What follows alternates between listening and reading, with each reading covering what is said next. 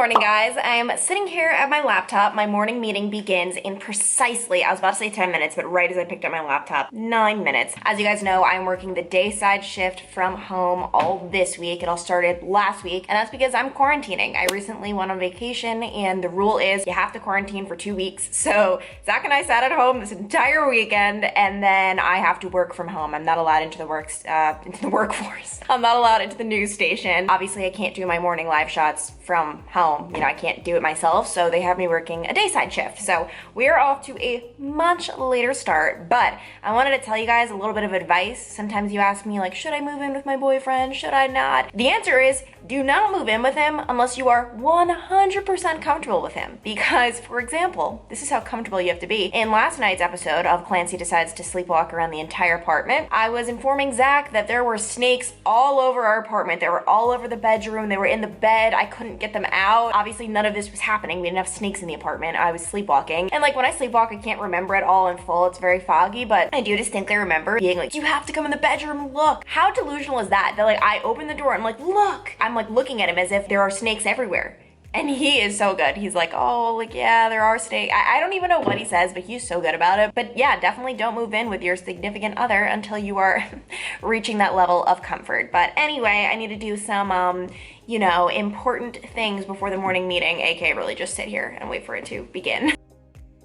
The rule is that you have to send in your story pitches before 8:30. And then the content manager is really just, the news director and all the people who work at my station who are managers go over and they kind of get a game plan together. And then for the morning meeting, they assign all of the stories of the day. So who knows what we will be covering today, but we shall be finding out shortly. Well, I was all set to join the meeting. I was ready. I was here, but then I got this email from one of my managers saying, Clancy, this sounds good. Let's do it in regards to my story pitch. A man messaged me saying that he was in the perfect shape. He ran all these obstacle courses, these ninja things, like he sent in all of these photos, and then he came down with COVID. And ever since then, he has been in very, very poor health for months. Like he's on bed rest, he had a heart attack, and he wanted to share a story to show that it can happen to regular, healthy people. So he messaged me last week. I messaged him back saying, would you be willing to go on camera? And he said yes. But now we'll see if he actually will be available, because last week, someone messaged me who said they would go on camera. Didn't hear back from them that entire day, which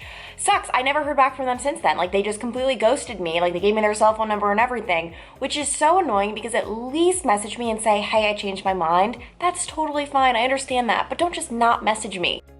So we will see if he gets back to me. It is a waiting game. This is my least favorite part about this job. It's just the waiting game. What am I supposed to do until then? It's so reliant on this one human getting back to me. And in the meantime, there's nothing I can really do for this story. So I hate this. Hopefully when I come back to you guys, we have some good news. We'll see, because it doesn't always end up, as a fairy tale. It is 3:48 p.m. and I wanted to show you guys the Brussels sprout that I spit out of my mouth when my assistant news director just called. So it has most certainly been a non-stop work day. I'm pretty sure the last time we spoke, I had hope. I thought this guy was gonna be able to do an interview, and he actually got back to me, so that's great. But he had doctor's appointments today and could not do the interview. So I had to email my news director and all of my assignment managers saying, guys, the story I pitched is just, it's not gonna happen. And so they gave me another story. I spent my entire day just tracking people down, trying to find them, doing a really nice story on a guy who was hit by a bike, and the community is coming together to raise money for him. So it has been like an amazing day. Like, I don't know, just when you cover this type of thing, it just lifts your spirits. But it's almost 4 and I still have not had lunch because I've just been doing nonstop work. And finally, I had the first bite, this first Brussels sprout in my mouth, but I had to spit it out. Obviously, I didn't have to spit it out. I'm sure I could have, chewed for a second, but as soon as I see someone's calling me, I'm like, yes, what's up? It's funny, I was talking to, I forget, I think my mom about this, where when you're working from home, you can't even go to the bathroom without bringing your phone with you because you don't want people to think, what the heck, she's home and she's not answering the phone, and it almost makes you more like wired. I have been eating way too much oatmeal lately, and I've been trying to make an effort to switch up my food, so we're going to say goodbye to the oatmeal today and say hello to a protein shake. I get some ice, one frozen banana, and it tastes so much better if your banana is frozen. It just makes the consistency so much better. A little bit of water, kind of a lot. And the protein powder I use is the 1UP vegan protein in vanilla. But they recently changed their formula and I just don't like this anymore, which is why I went into my oatmeal phase where I'm obsessed with oatmeal. But yeah, they changed the formula and now it just tastes so artificial. Obviously it's always artificial, but it just tastes so artificial now. So that's why I haven't really been craving one of these, but we're gonna do it.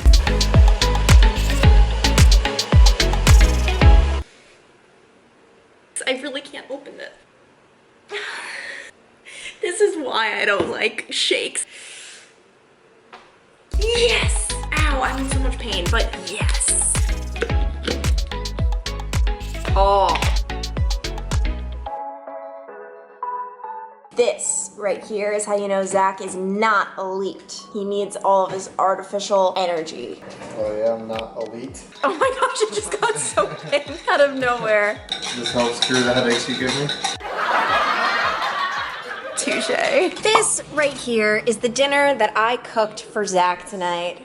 And you might be wondering, Clancy, why is it in the fridge? Why is it in tinfoil? Was he not home in time? I think you have some explaining to do. I enjoyed my dinner and I just wasn't hungry enough to finish it. He hated it. This is probably the first time you have not been able to even like take 2 bites. It actually looks disgusting like this. What do you mean I ate two? The whole bowl was full. I could definitely tell you. So Zach normally gobbles everything up. I can tell you're struggling. So it's spaghetti, squash, quinoa, mushroom. But Zach had 3 complaints. It was actually funny. And by the way, he didn't say this in a mean way. I was just like, did you not like it? This has just never happened. For you to say food, Zach eats anything. So what were the 3 complaints? They were not complaints. Yeah, you said it nicely. I want to add chicken or meat to it, less mushrooms, because I just don't really even like mushrooms. I felt like mine was extra mushroomy. And then third, the recipe that we were making it off of, Clancy made this all ourselves, so not we. Called for, what is it? Nutritional yeast. Nutritional yeast to add some flavor, so I think I might pick some of that up. I try my hardest. Isn't it the effort though?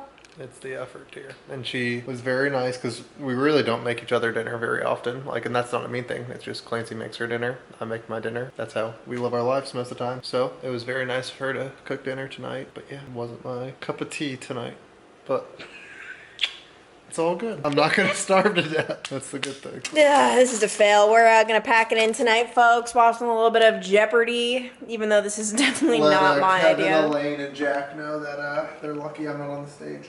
Yeah, you've gotten 1. You know what, guys? Zach not enjoying my dinner is actually a very great thing for me because we're having it for lunch today. Partly. He ate some of it, so I'm going to have other stuff for lunch as well. But honestly, joke's on him. This is delicious. I'm so offended. Really, though, you guys have to try this recipe. I promise it tastes good. Maybe I didn't add enough salt. I don't know. But how people do mukbangs, you can't eat and talk at the same time.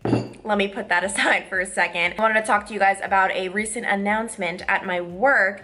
We got an email yesterday saying that we're gonna continue working from home until next year. We've kind of just been on a month-to-month basis where they say they'll review everything on November 1st or October 1st or August 1st. Gosh, it feels like that was yesterday. I mean, I thought we were gonna be back in the office in like May, so that's insane, but they just made the decision to call it and say, hey, we're going to be working from home until 2021. But I'm still going to be going out to my stories, still going to be going out to my live shots, and I have to be honest with you guys, I'm really grateful for that. So as you guys know, I've been working from home this past week and the week before this. It's nice, don't get me wrong. You have more time and I can hang out with Zach when he's home the days he is, because he is going into the office 2 to 3 days a week. But gosh, you're just stuck in your little box. Like, you don't get out. Like, really, like, I have to make it a point to just go to the gym, go on walks at night because I'm not moving. I'm moving from my couch to my chair to like my kitchen table. That's where I end up working. I could see how if you're doing this for a long time, it's actually not a good thing because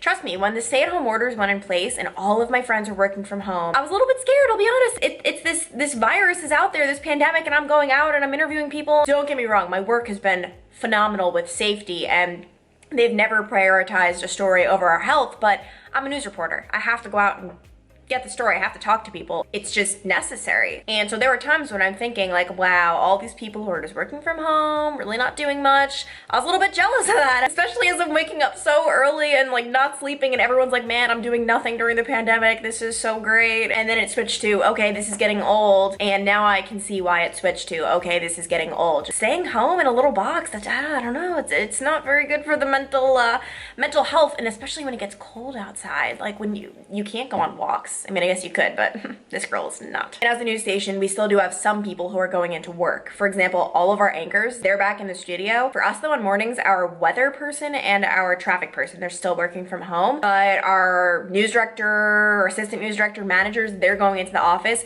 It's really just about lessening it. So reporters are not going into the newsroom, photographers aren't, cases are picking right back up. And when I say picking back up, they're actually worse than they've ever been. I did end up doing that story with that man who was in perfect shape and then he came down with COVID, and it's scary. David Smith is an athlete, a competitor. I mean, just look at the medals on his wall. A bunch of different obstacle course races, a lot of Spartan races, some of the off ones. American Ninja Warrior, triathlons. David says mental toughness has pushed him through it all. But then he was diagnosed with COVID-19. This is the complete opposite. I'm still mentally tough, but my body is not responding, and I can't push the body the way I'm used to pushing it. And I'm actually curious, comment down below. I love when you guys comment down below. I love talking to you guys in the comments. Where do you work, and are you guys working from home right now? Do you guys have a game plan? Are you going back to the office in 2021? Are you going back at all? I know some workplaces are just saying, hey, we're gonna stick with working from home. It works better for us. Let me know. That's actually pretty interesting. But for now, this has my name all over it. Oh, the big white, okay.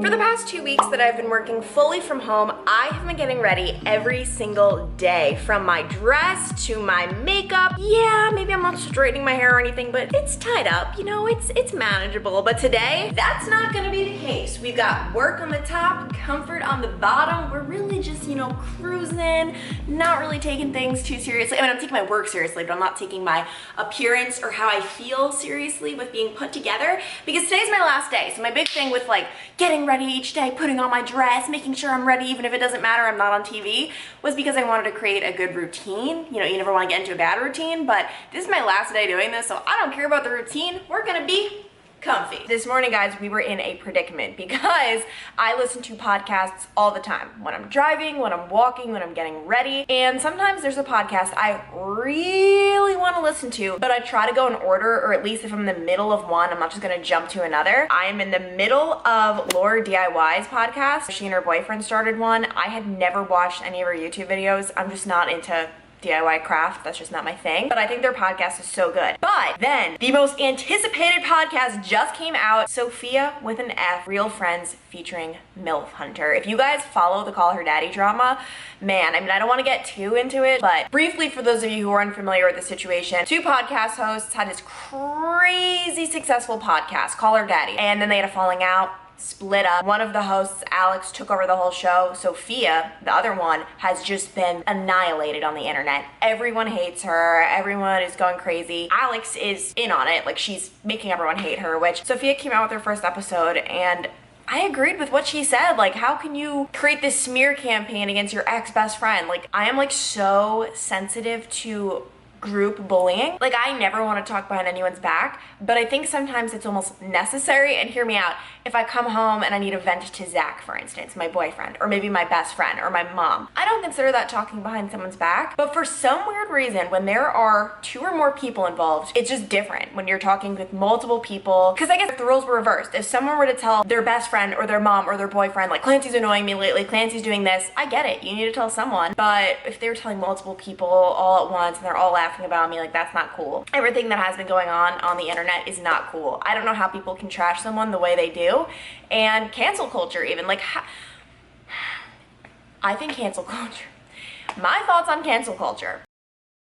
How does something like that exist? I'm sorry, but what? No human, as far as I'm concerned, unless you kill someone. Obviously there are some exceptions, but like, I don't think humans are immune to redemption. And by just canceling someone, what are they learning? You're just exiling them. Oh, is their life over now? Nope, you messed up, you're done. Just You're done. Bye. No, we all mess up. I've messed up so many times. I've said the most ignorant, dumb things, guys. There are so many times I said things I didn't realize that they were offensive. I didn't realize they were hurtful. Truly, I just didn't know. But then I learned. And thank goodness there wasn't someone saying, you messed up beyond redemption, like you're done. What would that have done to my mental health? I would have been so sad because truly my intentions were never wrong. I just didn't know. And even if my intentions were wrong, why can't I get better? Like, why can't I work at it? Why can't I try? Like, why do we have to cancel people? And I honestly think people who do cancel others are just jealous of them and they want to break them down. Like that's genuinely what I have concluded, that there has never been anyone on the internet where I'm like, you're canceled. And I know there probably are some cases of people doing crazy things, but I'm talking about people who have made dumb mistakes in the past, but they're sorry for it. And you know what? If they're not sorry for it and if they really don't care, cancel them. If they don't want to improve and they say, you know what, I'm glad I said that remark, I'm glad, oh my gosh, then by all means. And here's the thing, you can unfollow someone, you can unsubscribe, like you can cancel them in your mind, be like, oh, you know what, not my cup of tea. But you don't have to create a campaign against someone to cancel them. I have seen girls write, let's message all this person's sponsors and ruin their career. Like, what are you doing? I don't know. Anyway, I'm sorry. I know that might be like not a popular opinion, but I just can't imagine canceling someone to that degree. It's crazy. And this was not, okay, this was seriously not part of the plan for me to talk about. Clearly it's been on my mind. I'm not okay right now. I actually feel like I'm gonna vomit. Okay, that's dramatic. I just did an entire interview with the Hamilton County Health Commissioner for my story that airs in a few hours on Zoom, and it just didn't record. And in case you're like wondering like, oh wow, you forgot to hit the record button, I hit the record button. And the reason I know it is because in order to end the call, I have to hit end. And like, so I hit end and it just didn't save to my computer. What am I gonna do? I called them, like they're probably like, what the heck? I called them, I emailed them, they haven't answered, and he's not gonna be able to do another interview. I mean, that's just ridiculous. That's so ridiculous. Since we've been doing this in what, March, this has never happened, and this just sucks. And here's the thing. Here is what I tell myself.